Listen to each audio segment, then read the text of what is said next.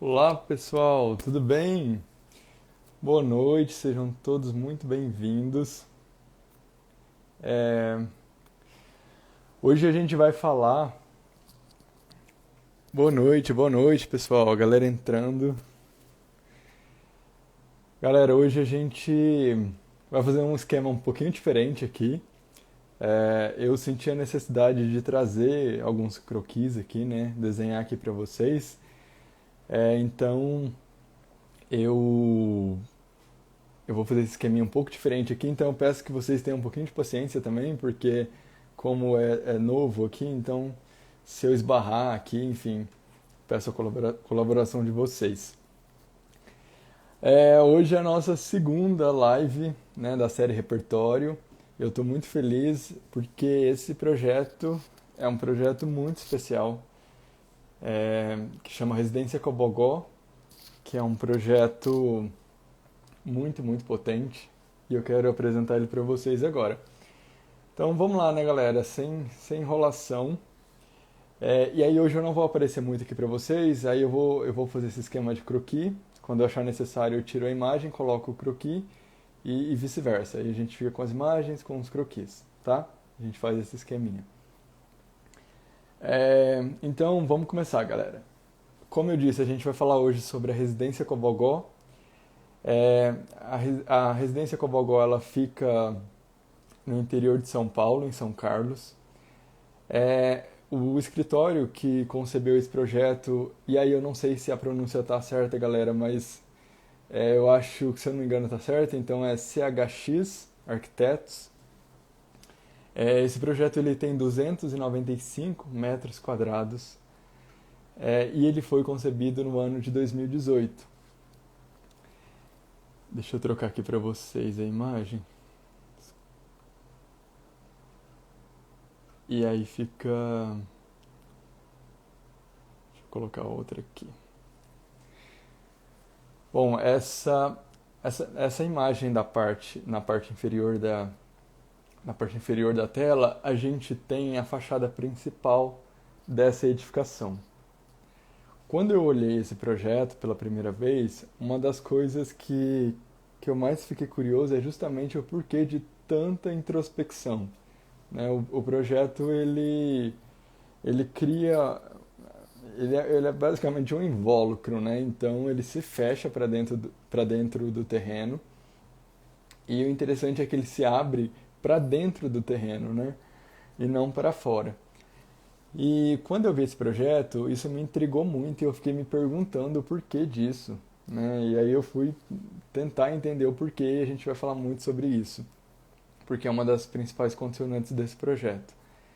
Então, aqui na imagem, na parte superior, a gente consegue ver então um pouco, né, como que é a distribuição dessa edificação. Então, a gente tem vários pátios, tem essa cobertura. Mas eu já vou passar aqui para uma outra imagem para a gente discutir sobre essa questão. Peraí.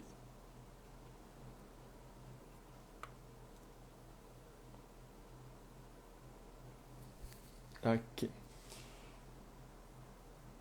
Galera, eu fiz esse esqueminha para explicar algumas coisas para vocês. Tá vendo essas manchas vermelhas? Então a gente consegue ver o nível dessa edificação. Mas antes de falar sobre ela, como eu já mostrei para vocês, deixa eu só mudar aqui um pouquinho. É, essa, essa edificação, gente, ela é muito interessante a gente pensar que quando, né, os arquitetos receberam, né, esse terreno, eles tinham lá um terreno em branco, né? Então, eles tinham esse terreno. E aí, uma coisa interessante. E aí, galera, me dá um feedback aí também se vocês estão me ouvindo, se estão conseguindo ver direitinho. É, mas aí, uma coisa interessante, assim, pra gente pensar, parar pra analisar, é em relação à implantação dessa edificação. Né? Quando a gente recebe um terreno em branco, a gente Basicamente, a gente vai, né, em relação ao programa, em relação às condicionantes, que pode ser a questão da legislação ou do programa em si, a gente vai moldando esse projeto no terreno. Então, comumente, né, geralmente a gente não, né, a maioria das pessoas, né, elas destacam o projeto no centro do terreno e aí respeitam, né, esse afastamento que se deve ter, né, em relação à legislação. E basicamente a gente tem essa relação da implantação. Isso acontece muito, principalmente quando as condicionantes são ignoradas, né? E aí esse projeto ele é implantado dessa forma. E aí, voltando para cá, eu fiquei me perguntando o tempo todo, quando eu vi esse projeto pela primeira vez, o porquê dessa introspecção. E aí a primeira coisa que me veio na cabeça é em relação à segurança. A gente também já discutiu sobre isso, né, na outra live, que muro não traz nenhum tipo de segurança, muito pelo contrário. Mas às vezes o cliente impõe isso ao arquiteto, né? Às vezes é uma condicionante pré-estabelecida e que por mais que você explique para o cliente, ele, ele não concorda e simplesmente quer um muro grande. A primeira coisa que eu pensei foi isso, assim. Mas depois analisando, e aí por isso que eu fiz esse esqueminha aí para vocês, percebam nessa primeira imagem, no canto superior, que eu destaquei em vermelho duas áreas. E aí a gente consegue ver nitidamente que a rua, e aí na verdade a gente vai conseguir ver em outras imagens também, mas a rua ela está em declive, só que o terreno ele sobe. E a gente tem nas edificações vizinhas, né, olhando essa relação com o entorno, algumas edificações que têm um segundo pavimento. Então, eu até coloquei um calunguinha lá em cima para mostrar que tem, na verdade tem um estacionamento naquela área vermelha do lado esquerdo da tela. Então a gente tem um estacionamento lá em cima. Então, é, basicamente essa edificação ela não teria privacidade.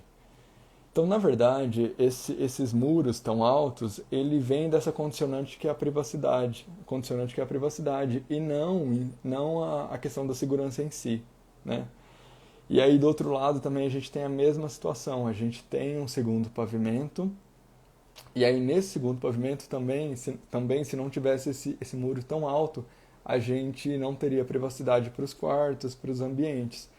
Então, e aí voltando aqui, o que basicamente que ele fez, né, quando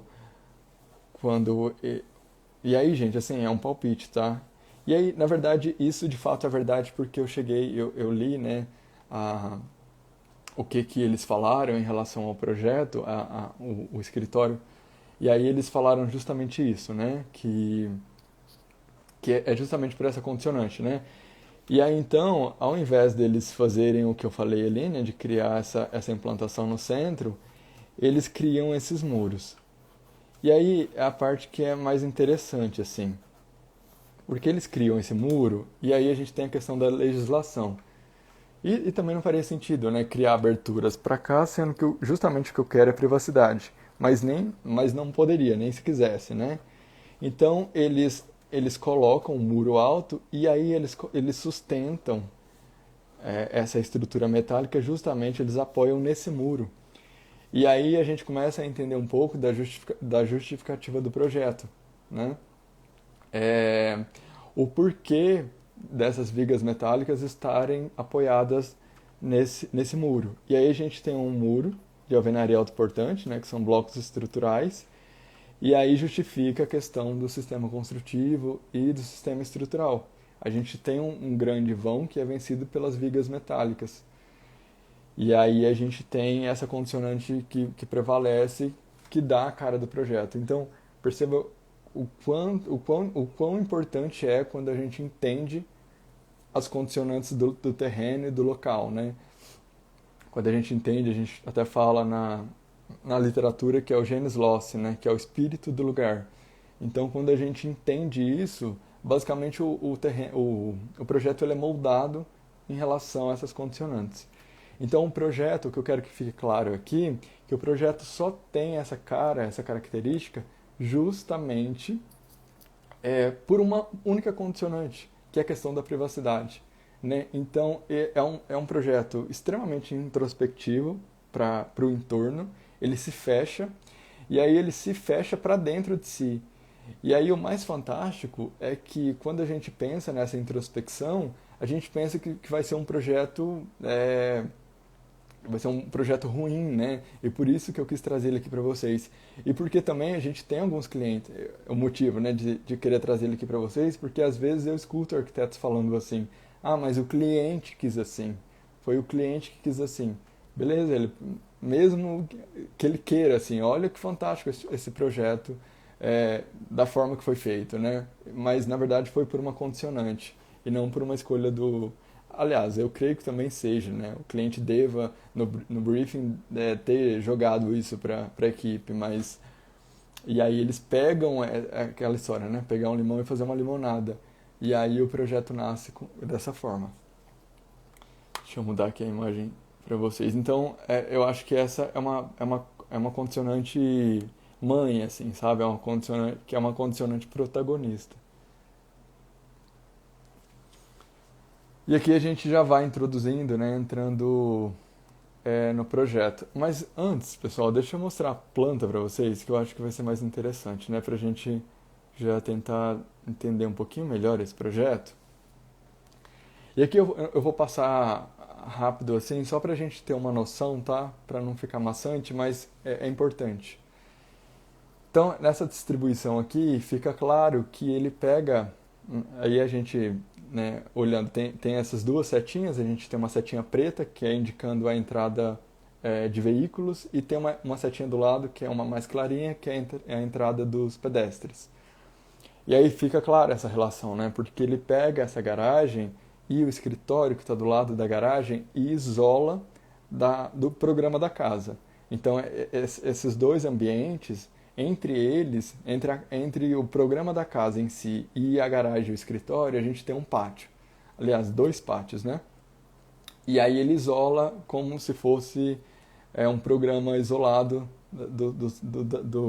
da casa em si, né?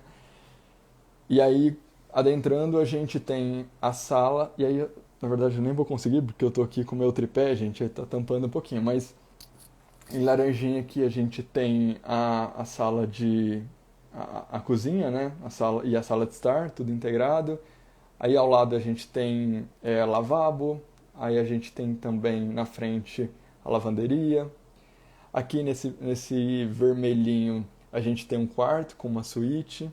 E lá no fundo a gente tem uma área aqui em Lilás, a gente tem a área de lazer. No fundo a gente tem um grande jardim, tá? É basicamente essa a distribuição. E aí, na outra imagem, deixa eu colocar aqui para vocês. E aqui a gente tem essa imagem que é do pavimento superior. Então, em verde a gente tem esse terraço com jardim. Em laranja a gente tem os quartos com suíte, né, banheiro. A gente tem aqui uma sala de TV em vermelhinho. Em amarelinho a gente tem o corredor e corredor barra escritório, né?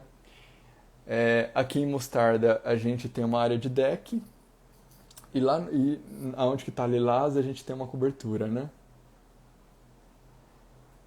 Marina, o terreno, eu falei no início, ó, se eu não me engano, ele tem 295.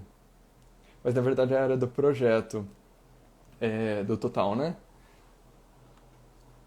Deixa eu passar aqui para a próxima para vocês verem a próxima imagem, rapidinho. Bom, e aí a gente começa a ver um pouco mais do projeto em si, né? Na parte interna. E aí eu quero que vocês observem algumas coisas aqui nessa imagem. Deixa eu só voltar aqui, que é uma coisa importante, né? A gente tem, vocês depois eu vou ressaltar isso, mas a gente tem uma edificação aqui. Aqui a gente tem um muro, né? E aqui essa parte superior aqui, a gente tem alguns cobogós aqui. Então, essa parte toda aqui, ela é vazadinha. E isso permite com que eu tenha ventilação, essa parte superior. E essa parte, basicamente, ela está justamente no nível do outro piso aqui, né? Então, a gente tem lá aqueles rasgos, a gente tem a distribuição desse programa aqui. Então, basicamente, se a gente for olhar aqui, na verdade ela vai estar abaixo, tá, gente? Ela vai estar mais ou menos aqui entre o muro e o programa de baixo. Mas então a gente consegue perceber que a gente tem ventilação nesse sentido. Lá, na verdade ela tá justa, a cobertura acaba justamente com o cobogó. Tá vendo o cobogó na frente? Tem o portão e aí a gente tem, aqui na verdade a minha perspectiva ficou errada, mas a gente tem o cobogó e aí a gente consegue ter ali uma ventilação, né? Isso é super importante. Por mais que o espaço seja fechado, mas ele consegue, né, ainda ofertar essa ventilação e iluminação para o espaço. Então a gente tem essa malha distribuída, né? Praticamente ele joga uma malha no terreno, ele distribui e aí ele cria esses rasgos para que a gente tenha ventilação e iluminação. E aí eu queria trazer foco também porque para essa telha, né?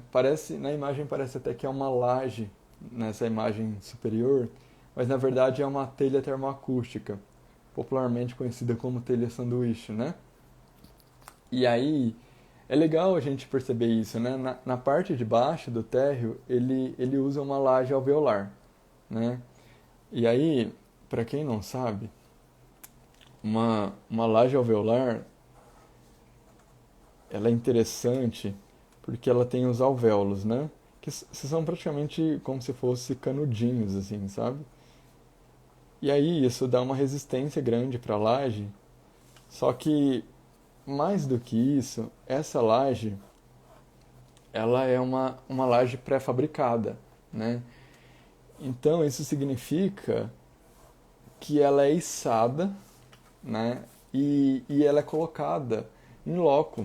Então é um sistema pré-moldado que a gente tem uma precisão muito grande. Então, se a gente for pensar na questão da sustentabilidade, a gente não vai ter desperdício. Na parte superior, a gente tem uma manta, uma manta não, uma camada fina de concreto para unificar, mas basicamente ela chega pronta, né? E aí a gente também tem aqui esse efeito incrível, né? Quando a gente utiliza a verdade do material, que a gente tem essa laje exposta. E aí isso confere para esse sistema construtivo uma leveza maior do que se a gente utilizasse uma laje convencional. E aí percebam aqui também nessa imagem, dá para ver nitidamente que a gente tem as vigas em sistema de I, né? E elas em sistema de I, e aí a laje ela é encaixada aqui. Então a gente tem esse encaixe da laje. Eu tenho até algumas canetinhas aqui, então não tô nem usando. Mas deixa eu usar aqui para falar que eu usei. E aí a gente tem essa aqui é a laje, né? A gente tem a laje e aqui é a estrutura metálica, né? Gente, eu não consigo escrever letra de forma, impossível. Estrutura metálica.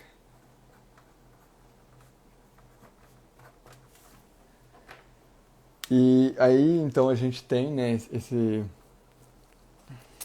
sistema.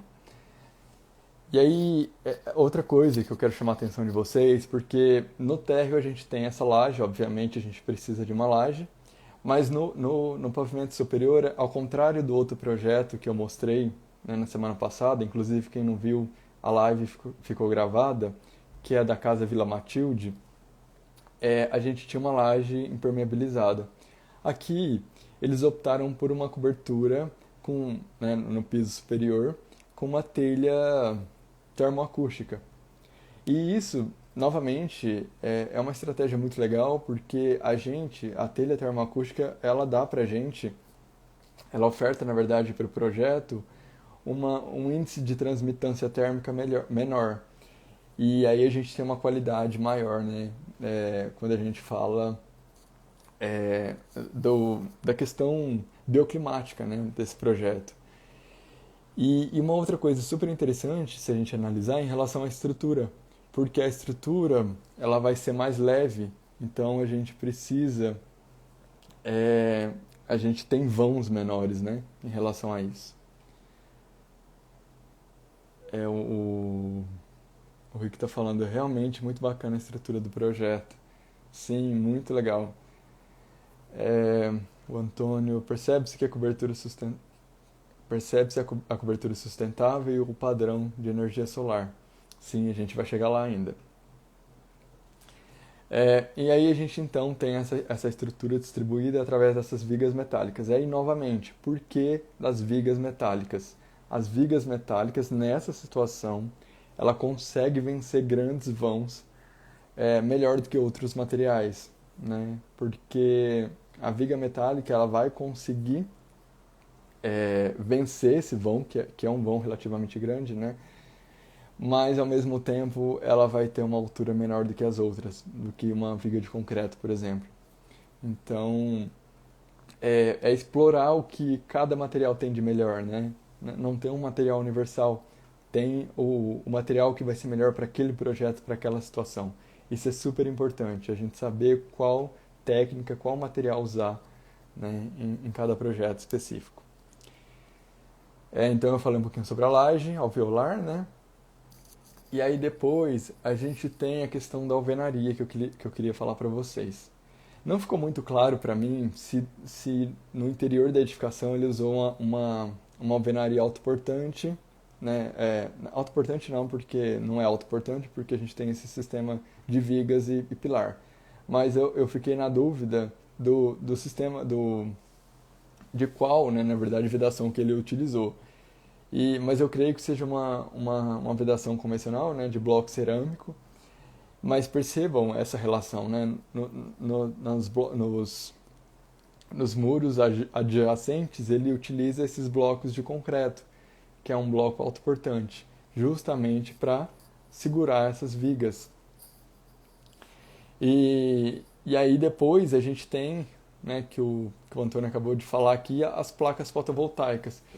E aí as placas fotovoltaicas, é legal a gente observar isso. Eu não sei se vocês repararam, deixa eu mostrar aqui para vocês.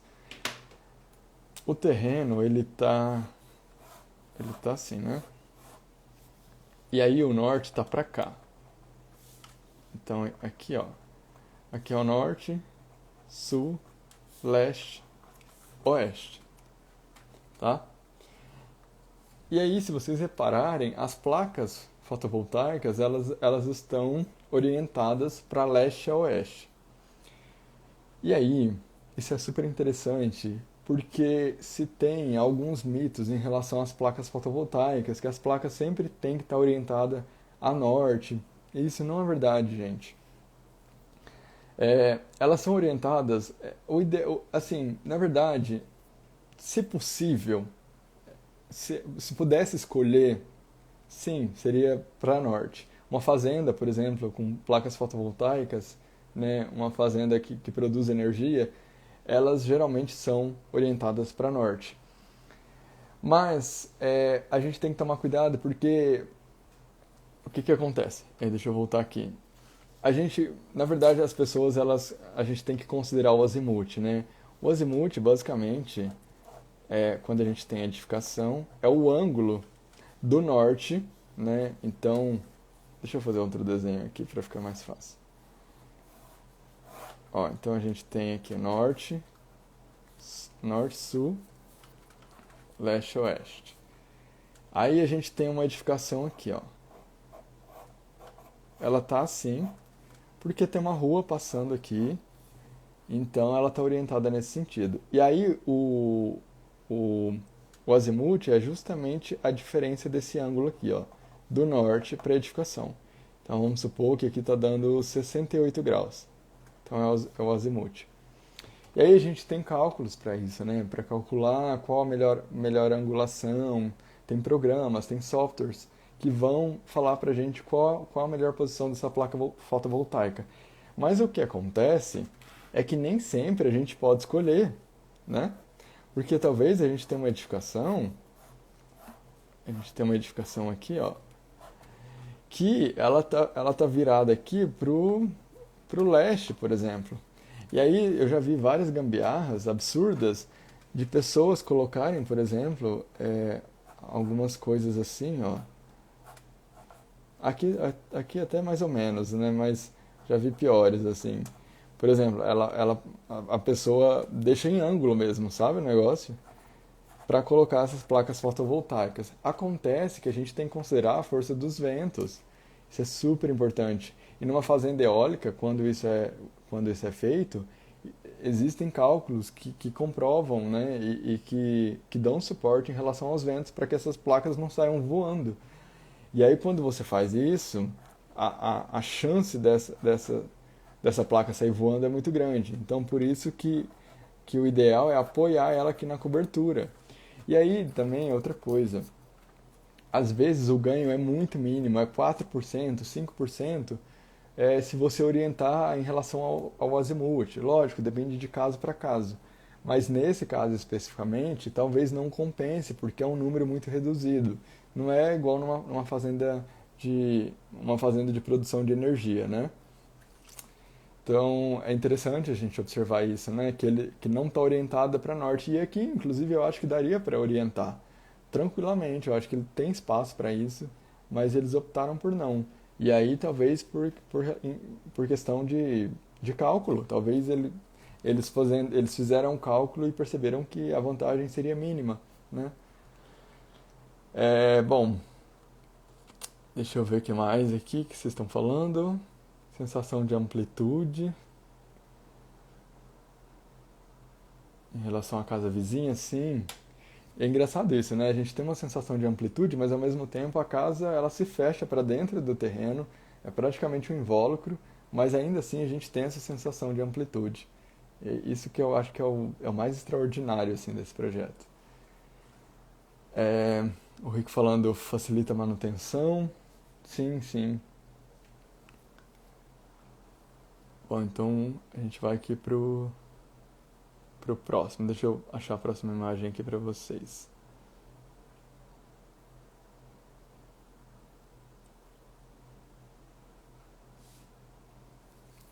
Bom, e aqui a gente tem os cortes, né, dessa edificação.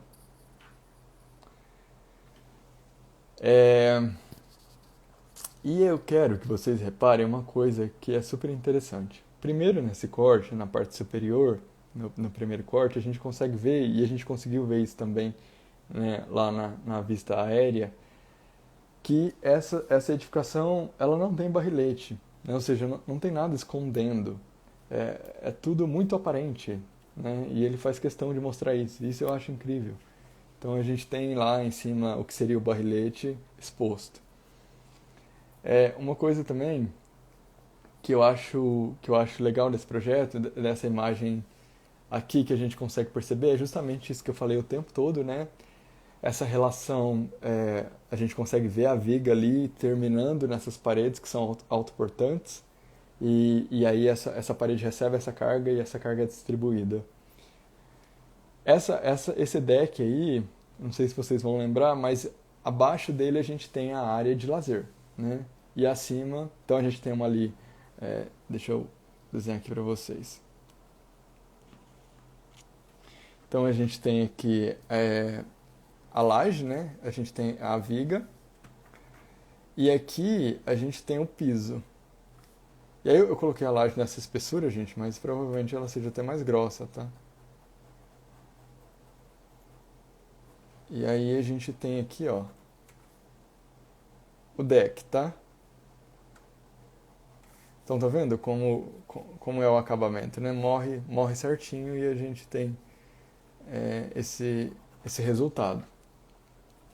E aí eu quero que vocês observem isso, né? Tem esse mito também do que não pode colocar madeira exposta em área externa. E o deck, ele sim, ele fica na área externa e não tem nenhum problema com manutenção. Inclusive a Marina está perguntando aqui, né? Alguma proteção em relação às chuvas. O deck ele sempre vai ficar exposto e não tem problema nenhum. Só que a gente só tem que se atentar, né, quando a gente fala em relação ao cliente, a gente tem que se atentar em relação ao poder aquisitivo do cliente. Então, nesse caso, por exemplo, a gente consegue ver que é um cliente que tem um poder aquisitivo grande, né? Então, ele vai conseguir fazer manutenção. E aí a gente precisa de uma manutenção periódica. A gente precisa lixar o deck, precisa passar verniz. E isso geralmente uma vez por ano, né? Depende do lugar, do clima, do quão abrasivo vai ser tudo isso. Mas não tem nenhum problema, tá, gente? E uma outra coisa aqui que eu quero que vocês reparem que é super interessante. Que, tá vendo aqui em cima, onde está escrito deck de madeira, a gente tem como se fosse uma tela, né? Que na verdade faz parte dessa continuação desse deck. E aí, novamente, né? Eu não sei se vocês se estão se perguntando isso, mas eu me perguntei. Eu falei, por que que ele não continuou o deck? Por que que ele criou essa estrutura vazada, né? Esse piso vazado. E aí me veio a resposta depois, e aí eu confirmei, inclusive, com a descrição do site. Eles criaram para que tivesse. Deixa eu desenhar aqui para vocês.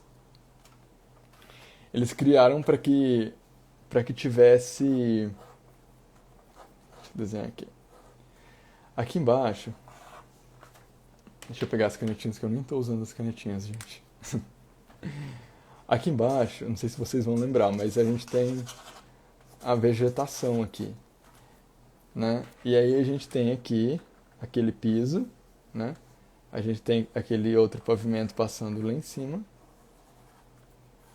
E a gente tem a edificação aqui. Que é como se fosse um corte, tá, galera?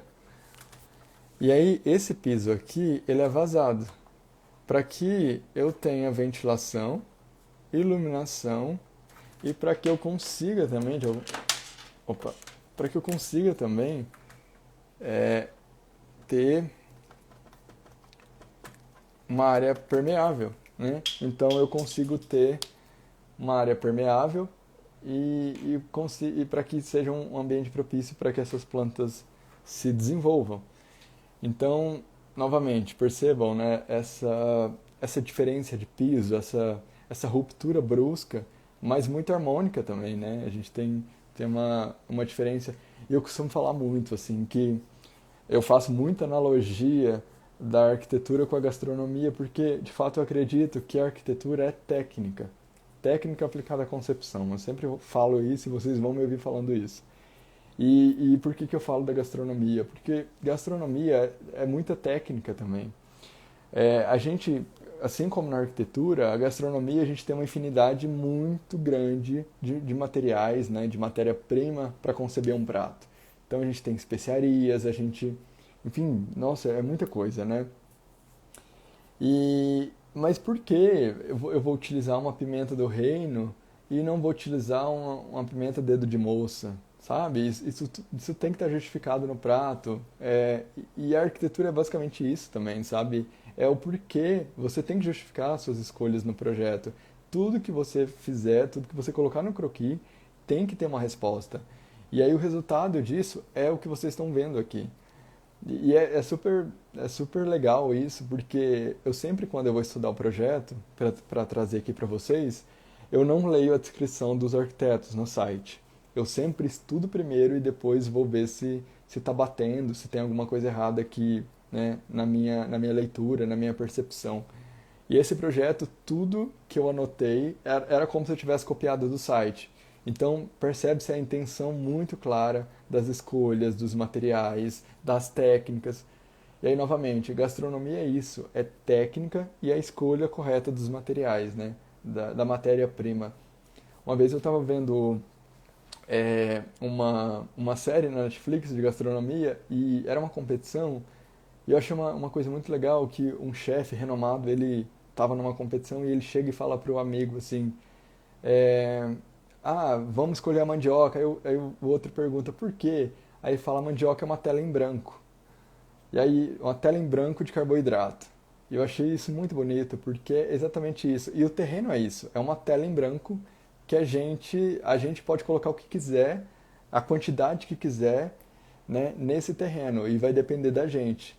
Então, por isso que eu faço sempre essa relação com a gastronomia, porque eu acho que de fato faz muito sentido.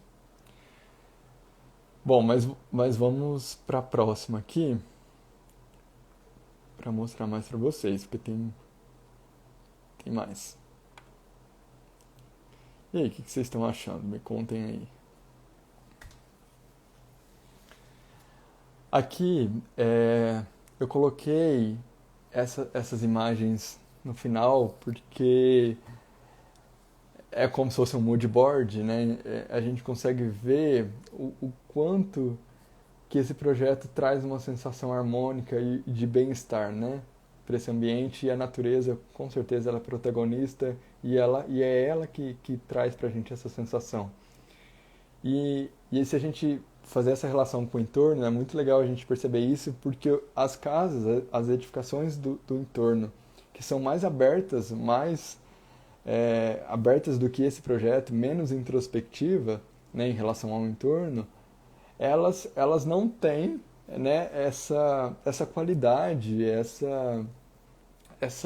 eu não acho nem a palavra, assim, porque é como se você estivesse numa floresta. Dependendo das fotos, eu vou mostrar e acho que vocês vão concordar, nem parece que você está num lugar urbano, sabe? Parece que você está dependendo do ângulo, parece que você está num lugar de uma mata, assim. Então, eu acho que isso foi o ponto forte do projeto. E aí a gente então, tá vendo, ó, nessa imagem inferior, na segunda, a gente consegue ver aquele estrado que eu falei para vocês, né? Que é justamente do lado do deck lá em cima. E aí a gente consegue ver claramente isso. Uma outra coisa que eu quero chamar a atenção de vocês é em relação ao piso, a primeira imagem. Então a gente tem um piso muito simples. A gente não tem porcelanato, não tem granito, não tem um super porcelanato de 2 por não sei quantos. A gente tem pedras. E, e aí a gente vê claramente a verdade dos materiais, né? Então a gente tem um piso muito simples, mas muito bom. A gente tem a verdade, né, dessa parede do fundo que suporta essa estrutura. A gente tem essa laje que está aparente, né? A gente não tem forro, não tem nada escondendo, não tem nenhum artifício, né, que esconda a verdade desses materiais. Então isso é importante ser ressaltado. Percebam também os mobiliários, né? São muito simples, mas são muito bonitos, né? São muito potentes. E a relação de tudo isso, né? E aí, uma outra coisa que eu quero chamar a atenção de vocês, no cantinho, e eu acho que meu quadradinho tá em cima da imagem, né, gente? Bom, mas dá pra ver, lá no cantinho superior à direita, tá vendo que tem um brise? Aquele brise é uma porta camarão. E aí, como eu disse, essa é uma fachada oeste, tá? Então imaginem que o sol poente ele entra nessa área gourmet com muita força, né? Então os arquitetos projetaram essa porta camarão, que é basicamente um brise, que quando eles se sentirem, os clientes, né, se sentirem incomodados, eles podem puxar essa porta e criar essa barreira. A gente já falou sobre a vegetação, verdade dos materiais. Então é isso. Deixa eu passar aqui para a próxima imagem. Deixa eu só achar aqui qual que é a próxima.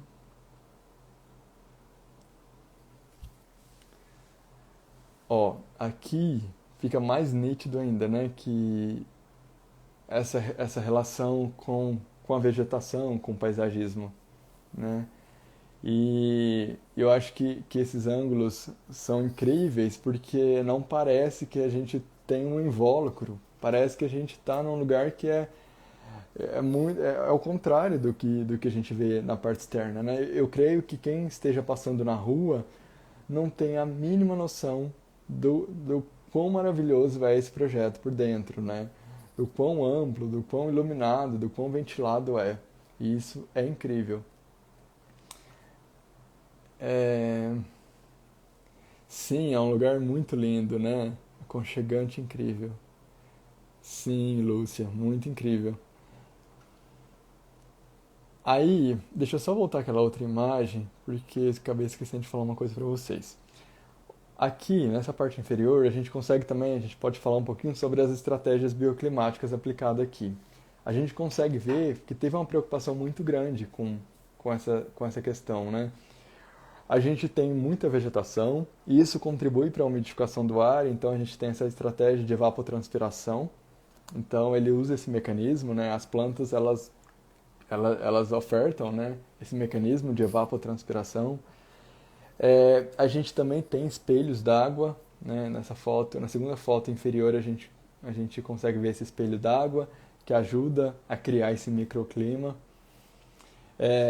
E eu tenho até que confessar uma coisa aqui para vocês. Quando eu estava na faculdade ainda, eu tinha muita resistência com essa questão de estratégias bioclimáticas, né? Quando falava, espelho d'água ajuda na umidificação do ar, estratégia disso, daquilo, eu ficava meio receoso. Lógico, as estratégias, né, as convencionais é óbvio que são importantes, mas as outras eu ficava meio com receio. Bom, isso passou, graças a Deus. Depois de muito estudar, eu vi a relação e, de fato, o quão importante elas são. E aí a gente consegue ver elas aplicadas aqui nesse projeto, né? Então a gente tem o espelho d'água, a gente tem essa vegetação abundante. E aí outra coisa que até me ajudou a mudar, e isso aconteceu esses dias, inclusive, se você passa perto de um parque, de um lugar que é muito arborizado, principalmente à noite, e se tiver água então, principalmente, você consegue, né, se você estiver numa via passando, você consegue ver claramente a diferença, eu acho que, sem exagero, a diferença de temperatura de 5 graus de um lado para o outro, né? Então a gente consegue perceber que essa vegetação abundante e a água também, ela propicia um microclima muito importante. Então ele traz isso para o projeto. Deixa eu voltar para aquela imagem, só para a gente concluir aquela. Bom, então aqui é o escritório que eu falei para vocês. E aí percebam de novo, gente, olha o piso do escritório. Não é um porcelanato, é um piso se eu não me engano, é pedra portuguesa, né? E não é um porcelanato, não é um revestimento chique, não é né, chique, eu nem gosto dessa palavra, mas geralmente é que se usa, mas não é um porcelanato de 2x2, 2 por não sei quanto, é um revestimento extremamente simples. E novamente, a laje exposta, não tem forro, né? Os materiais são expostos, a gente tem cor, eu gosto muito, eu acho que um projeto com cor ele tem mais personalidade, isso é super importante.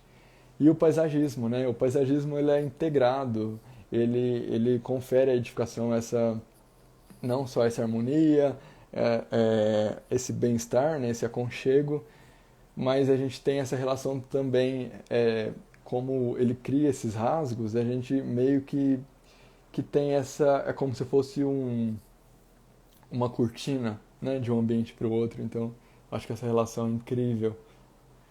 Deixa eu passar aqui para a próxima. Essa imagem aqui é do piso superior, então a gente tem o corredor que eu falei para vocês, que é escritório barra corredor.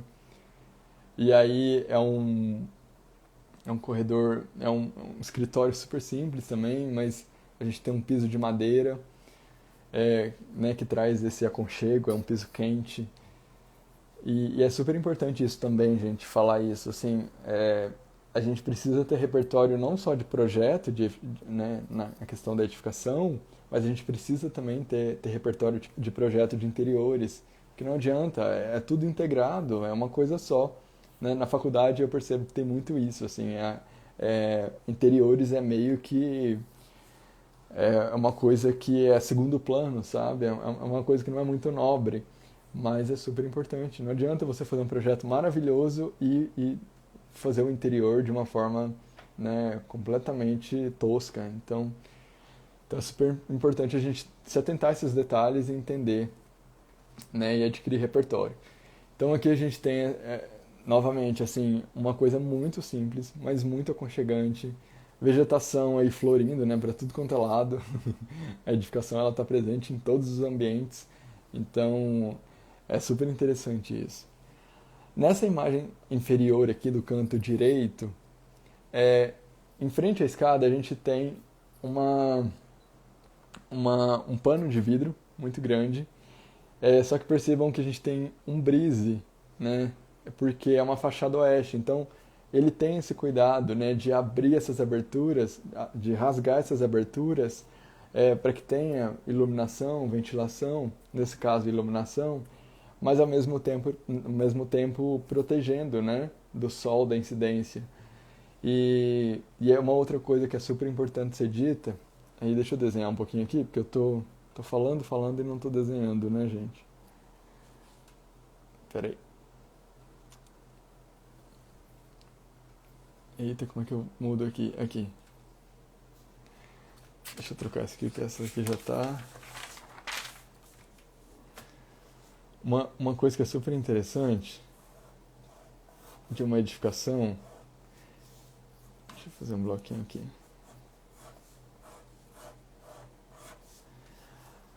Uma edificação é super importante que a gente tenha o tratamento das quatro fachadas, né? Então, gente, vamos pôr. Sul tá aqui. Norte, sul. Vamos pôr leste, oeste.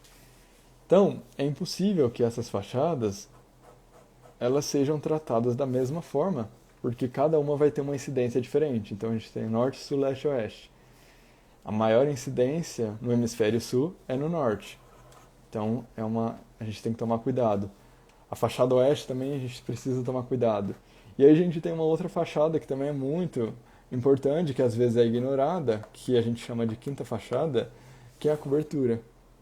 Então, nesse sentido, percebam, né, que esse projeto ele tem esse cuidado com todas as fachadas e principalmente com a quinta fachada, que é essa cobertura. Deixa eu trocar aqui a imagem para vocês. A gente já está chegando no final, galera. Deixa eu ver qual que é a próxima aqui. Ó, então aqui a gente fica muito nítida, né? Essa relação que eu falei para vocês, essa área do fundo, né? Então a gente tem aquele jardim no fundo. E aí, novamente, em relação à estratégia bioclimática, a gente pode perceber que o fundo, a gente tem aquela área, uma grande área, que a gente tem essas árvores, né? Uma área arborizada, e a gente tem novamente uma estratégia aplicada, porque desculpa, o oeste ele está vindo naquele sentido. Então as árvores elas funcionam como se fosse um brise natural.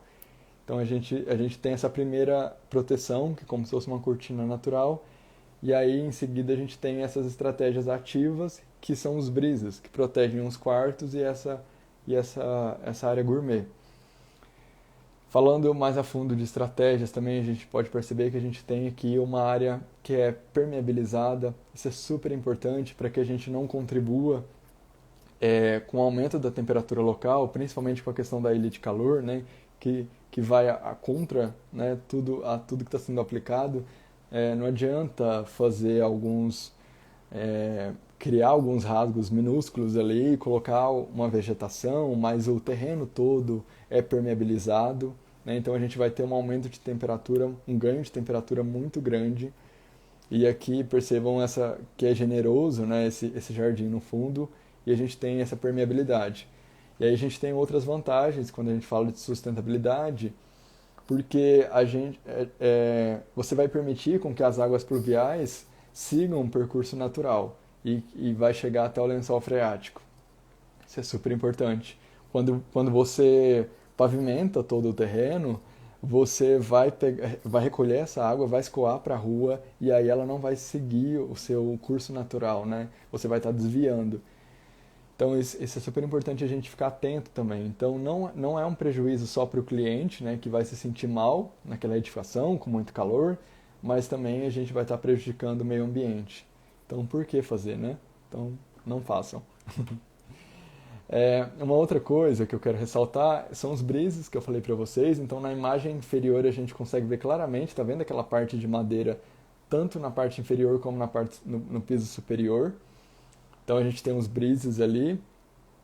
E do lado ali a gente tem aquela porta que eu falei de porta camarão que corre e fecha a varanda, né, a área gourmet. A gente consegue ver também o vão, né, das vigas. Essas vigas são apoiadas nos muros. É muito legal isso. E essa questão do mobiliário, né, que eu falei para vocês também, das referências. O piso também, novamente o piso, a casa em momento algum ela apresenta um porcelanato, esses, nada contra, tá, gente, quem gosta também, não tô falando contra, eu só quero que vocês observem que, que não tem porcelanato aqui. Então, que existem outras possibilidades, né? A não ser aquele porcelanato. E uma coisa que eu sempre falo também, o cliente ele sempre vai vir com uma ideia limitada, né? De um porcelanato específico, ou de uma bancada específica, de um mármore, de não sei o quê, porque ele não tem repertório.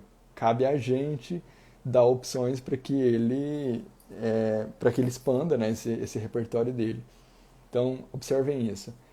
O mobiliário também, a gente tem um mobiliário super simples, mas com um design muito legal. A gente tem essa mesa vermelha, eu acho super incrível, assim, quando a gente tem cores, né? Eu acho que aquece o ambiente, traz personalidade.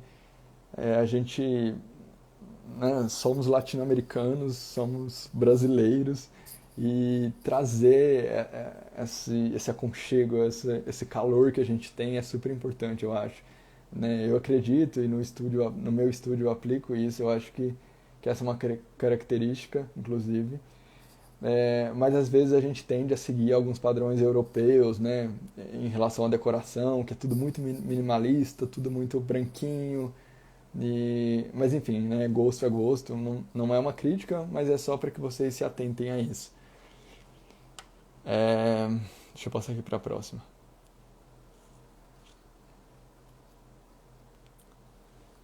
Deixa eu ver qual que é a próxima.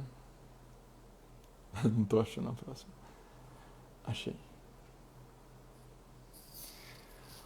Bom, gente, essa é uma das imagens assim que eu acho mais incríveis, é, porque mostra essa relação, né, da vegetação com o projeto. Mas eu vou me encaminhar agora para a conclusão e eu vou ser breve, mas o que eu achei mais fantástico nesse projeto em si, e até traçando um paralelo com a live anterior, né, foi da casa Vila Matilde, que se a gente for pensar, tem uma relação, né? Ela cria um pátio central e se abre para esse pátio, né? Como essa aqui. Mas ao contrário dessa, a casa Vila Matilde, ela estava muito engessada. Ela não tinha outra possibilidade senão aquela.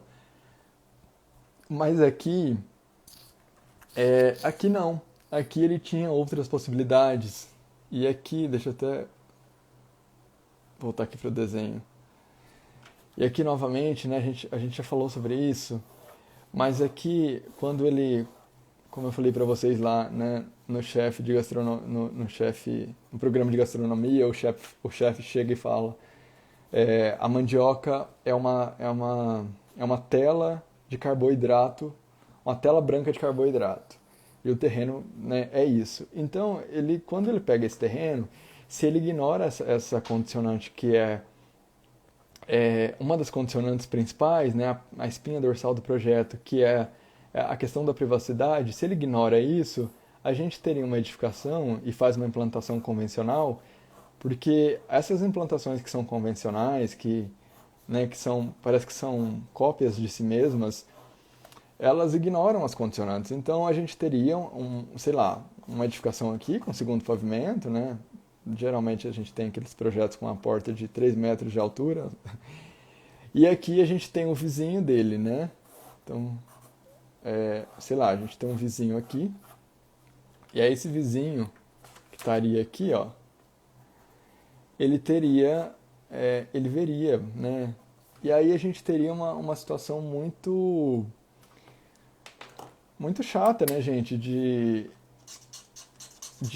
privacidade. Então a gente não, né? Eles teriam uma, um problema em relação a isso, e eu acho que eles não ficariam satisfeitos. E aí o arquiteto pega isso, né? Novamente falando, ele pega isso e transforma isso numa coisa tão potente, tão maravilhosa que é esse projeto. E aí ele sai completamente da caixinha, porque ele pega e cria esse invólucro. Então ele decide através, olha o quanto é importante a gente fazer uma leitura correta de um projeto, né, das condicionantes. Então ele praticamente joga uma caixa, né, fala, então vamos dar privacidade para eles, então vamos criar um invólucro. E aí a gente abre aqui, né, a gente abre o terreno. Mas se ele ignora, né, a gente encaminhando para a conclusão, se ele ignora essa condicionante, ele teria um projeto completamente diferente. Então, a conclusão é, a gente precisa se atentar muito a isso, né, em relação ao espírito do lugar, né, que a gente chama de genus loci, que é o espírito do lugar, e se atentar às condicionantes, para que a gente consiga, eu sempre falo isso também, que o projeto, ele não está lá, mas ele é como se esse espírito do lugar, e aí eu não estou falando metaforicamente não, eu estou falando assim, de uma forma contundente até, porque de fato ele está lá. E a gente fala espírito do lugar no sentido de que as coisas existem ali, né? Existem condicionantes ali. O espírito seria nesse sentido. Então, quando a gente pega essas condicionantes, reúne isso em um dossiê, a gente consegue, através dessas características, moldar o projeto. E aí a gente consegue entender qual o caminho que a gente deve seguir. Porque, como disse lá o exemplo da mandioca, né? Que é uma tela de carboidrato em branco, ao contrário, o terreno também mas é mais fácil do que isso, ele te aponta indícios para qual caminho que você deve seguir. E aqui ele ouviu o terreno e aí, através dessa condicionante, ele fez esse projeto extraordinário. Então a conclusão é essa. Eu espero muito que vocês tenham gostado desse projeto. Eu acho que é um projeto extremamente importante para que a gente tenha no nosso repertório. A Lúcia falando maravilhoso. Nossa, esse projeto é incrível, né? Muito lindo, é um projeto muito potente e que a gente aprende muito com ele, assim, muito mesmo, porque ele pega um limão e faz uma limonada. E aí, quando a gente vê esse projeto, a gente percebe que não tem limitações, né? Então, quem tiver interesse de conhecer mais esse projeto, pode entrar lá no ArcDaily, ler sobre a descrição dos arquitetos em relação ao projeto deles. E é isso, galera. Eu vou ficando por aqui. E na próxima terça tem mais lives. Tem mais live, né? E eu vou trazer um projeto diferente, um projeto muito potente também, igualmente como esse. E é isso. Até a próxima.